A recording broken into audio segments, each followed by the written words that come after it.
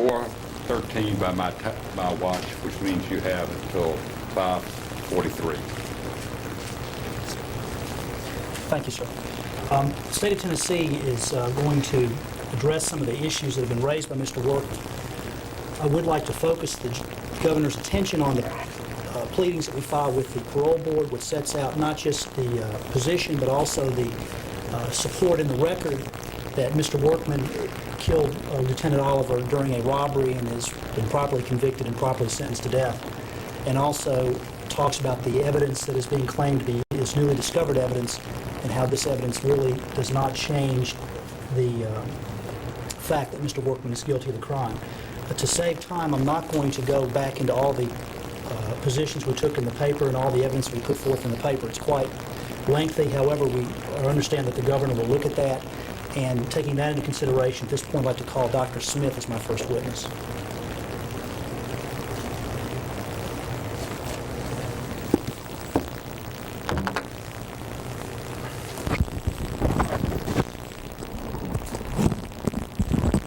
Is that about right? Yes, you are.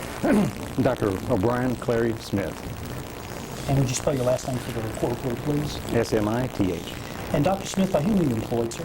By the University of Tennessee, Memphis. And in what capacity? As Associate Professor of Pathology in the Department of Pathology, and I'm the head of the Forensic Division.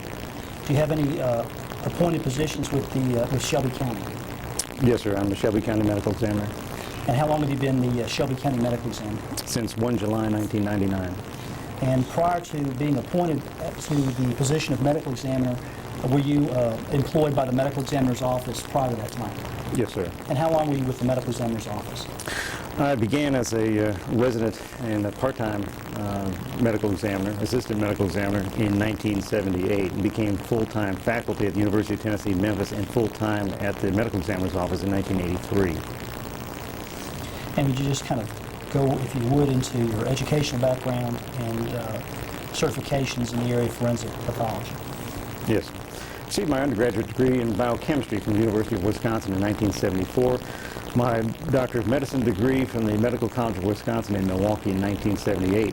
Received training at the Baptist Memorial Hospital and the University of Tennessee, Memphis, in Memphis, Tennessee, in the three specialty areas of anatomic pathology, clinical pathology, and forensic pathology. I became a diplomate of the American Board of Pathology in 1983 and subsequently have been a faculty member at the University of Tennessee, Memphis.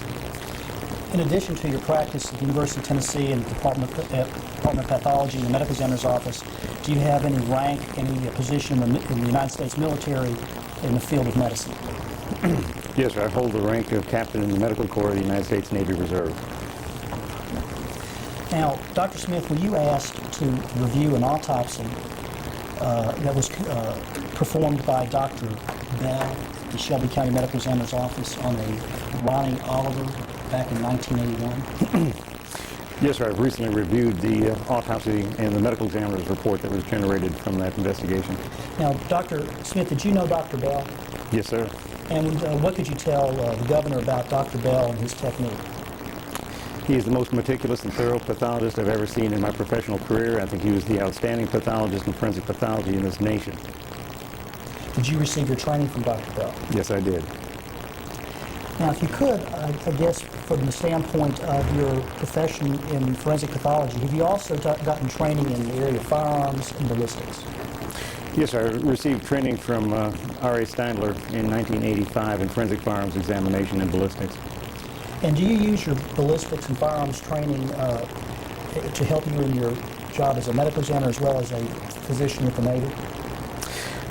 Yes, sir. As a matter of fact, when Mr. Steindler retired, the University of Tennessee purchased his laboratory for my use, and that's what I currently use. In regards to the issues here regarding the autopsy of Lieutenant Ronnie Oliver, at this point I would like to basically turn it over to you. If you could explain to the governor what you have discovered regarding this autopsy, what